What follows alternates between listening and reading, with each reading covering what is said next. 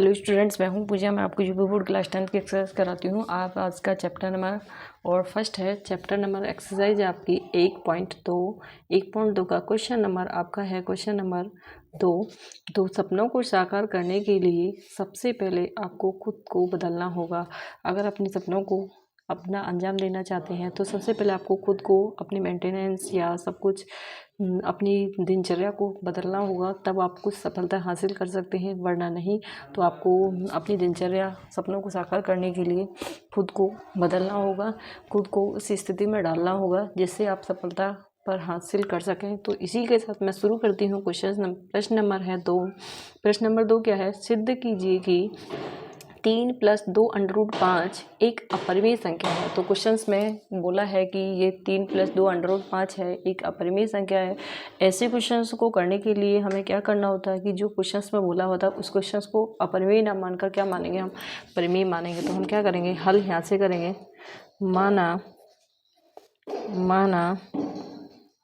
माना कि 3 + 2 √5, 2 √5 क्या है आपकी? 3 + 2 √5 क्या है? एक परिमेय संख्या है। क्या है? एक परिमेय संख्या है। जब परिमेय संख्या क्या होती है? परिमेय संख्या वो होती है जिसको हम भिन्न के रूप में लिख सकते हैं, जिसको अंश बटे हर के रूप में लिख सकते हैं। तो हम क्या लिख सकते हैं इसको? a/b बराबर, मतलब ये क्या है? भिन्न, मतलब ये भी, मतलब a/b बराबर होगा 3 + 2 √5 के। तो जहाँ पर a और b क्या है? आपकी सहभाज्य संख्या है। मतलब क्या है आपकी? a और b क्या है? a व b जहाँ a व b सहअभाज्य संख्या है, मतलब जिनका गुणनखंड क्या होता है? सहभाज्य संख्या वो होती हैं जिनका एक अभाज्य गुणनखंड क्या होता है? ओनली एक होता है। तो इसकी मतलब b की वैल्यू क्या है? Not is equal to 0। मतलब b, अगर b की वैल्यू 0 होगी तो वो परिमेय संख्या कैसे होगी? इसलिए b not is equal to 0। तो अगर हम a/b इस 3 को हम इधर ले आते हैं तो क्या होगा? a/b, ये जब प्लस का 3 जब इधर आएगा तो किसका होगा? माइनस का होगा। इधर क्या बचा आपके पास? 2 √5 बचा। क्या बचा आपके पास? 2 √5। तो a/b, सॉरी ए। अब क्या करेंगे? इसके नीचे हम क्या मानेंगे? एलसीएम लेंगे। इन b और 1 का क्या लेंगे? एलसीएम लेंगे। b और 1 का एलसीएम कितना आपका? b हुआ। 1 की गुणा इसमें कर दो, b की गुणा इसमें कर दो। 1 की गुणा 1 में करेंगे तो a आएगा, और b की गुणा 3 में करेंगे तो कितना आपका? 3b बराबर कितना आपके पास? 2 √5। गुणा वाली संख्या 2 जो है किस में आ जाएगी? इस भाग में। तो क्या होगा? a - 3b बटा नीचे कितना आपका? 2b बराबर कितना होगा? 5। जब देखिए हमने a और b को, मतलब a और b क्या थे? सहपूर्णांक थे, मतलब जिनके गुणनखंड क्या है?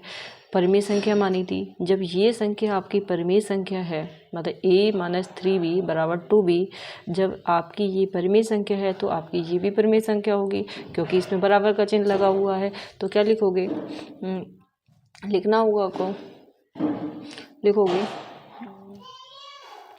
जबकि a व b पूर्णांक संख्या हैं, a व b पूर्णांक हैं, अतः हमने क्या प्राप्त किया है कि a व b क्या है?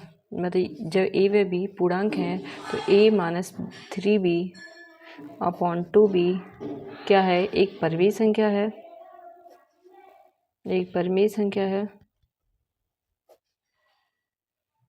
जब ये परिमेय संख्या है, जबकि a व b पूर्णांक है तो a - 3b अपॉन 2b भी क्या है? एक परिमेय संख्या है। जब ये परिमेय संख्या है तो ये भी √5 भी क्या होगी? इसीलिए √5 भी एक परिमेय संख्या, √5 भी एक परिमेय संख्या है। लेकिन √5 क्या होती है? परिमेय संख्या नहीं होती। क्या होती है? अपरिमेय संख्या होती है। इसे हम p/q के रूप में नहीं लिख सकते हैं। तो क्या लिखोगे? लिखना होगा आपको, लेकिन √5 एक, क्योंकि हम इसको पहले क्वेश्चंस में सिद्ध कर चुके हैं, लेकिन √5 एक अपरिमेय संख्या है √5 एक अपरिमेय संख्या है, तो हमारी धारणा क्या हुई, गलत साबित हुई, क्योंकि हमने क्वेश्चंस में क्या बोला था, ये आपकी क्या है, परिमेय संख्या है। तो जब हमारे पास परिमेय संख्या और अपरिमेय संख्या को जोड़कर कोई चीज़ बनाई जाती तो वो क्या होगी, अपरिमेय संख्या होगी। तो हमारी कॉन्ट्रडिक्शंस क्या हुई, हमारी धारणा थी वो क्या हुई, आपकी गलत सिद्ध हुई। अतः हमारी धारणा गलत है, हमारी धारणा क्या है, गलत है। तो हमारी धारणा गलत है तो इसका मतलब क्या हुआ, इसीलिए 3 + 2 √5 एक क्या होगी, एक अपरिमेय संख्या है।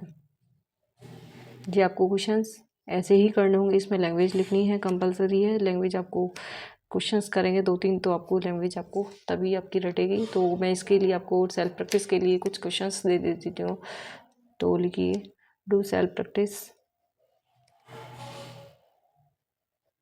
तो इसके लिए प्रैक्टिस के लिए जैसे मैं इसमें क्वेश्चंस में 3 + 2 √5 है, तो आप लिख सकते हैं इसको 5 + 2 √3 करके क्वेश्चंस को एक इसको कर लेना। आप इसको कर दीजिए 7 + 3 √2 कर लेना। इस 2 क्वेश्चंस को आप सेल्फ प्रैक्टिस में कर लेना, तो इससे आपकी लैंग्वेज भी, जो क्वेश्चंस में लैंग्वेज लिखी जाती है आपको उसको कर सकते हैं।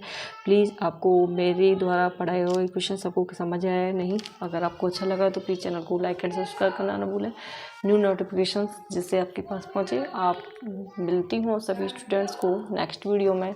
जय हिंद।